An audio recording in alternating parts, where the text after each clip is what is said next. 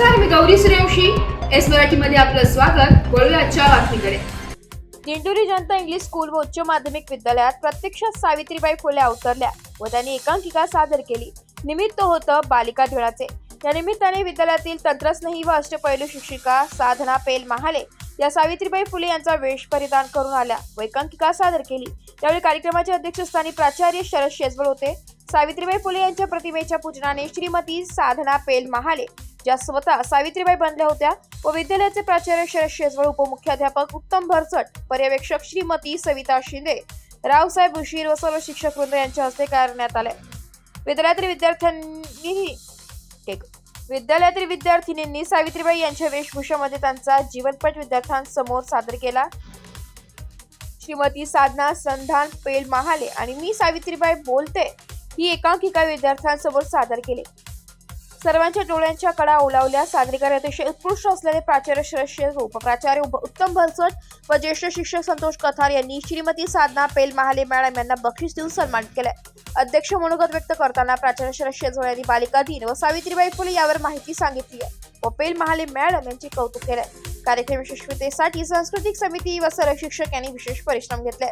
उजवा हात बिलकुल काम करत नव्हता, उजवा शरीर बिलकुल काम करत नव्हतं आणि अशा परिस्थितीमध्ये डाव्या हाताने माझ्या सेठजींनी सार्वजनिक सत्य धर्म या पुस्तकाचे लेखन पूर्ण केले.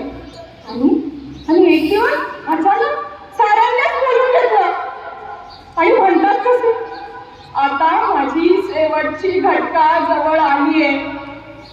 सत्यशोधक समाजाचं हे गाव समर्थपणे पेलण्यास तुम्ही आता खंबीर आहात. म्हणून मी अत्यंत आनंदाने स्वतःला मृत्यूच्या स्वाधीन करीत आहे.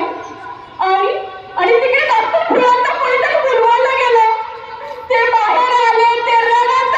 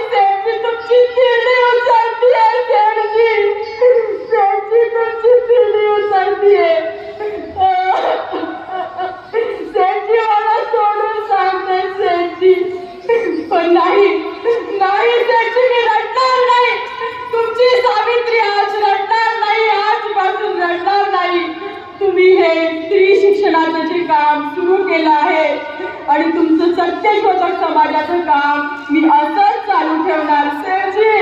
सेठजी तुमची सावित्री नसणार नाही. सेठजी.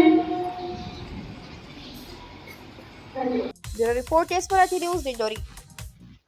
अशाच नवीन ताज्या घडामोडी जाणून घेण्यासाठी आमच्या एस मराठी न्यूज चॅनलला लाईक करा, शेअर करा, सबस्क्राईब करा आणि बेल आयकॉनला क्लिक करायला विसरू नका.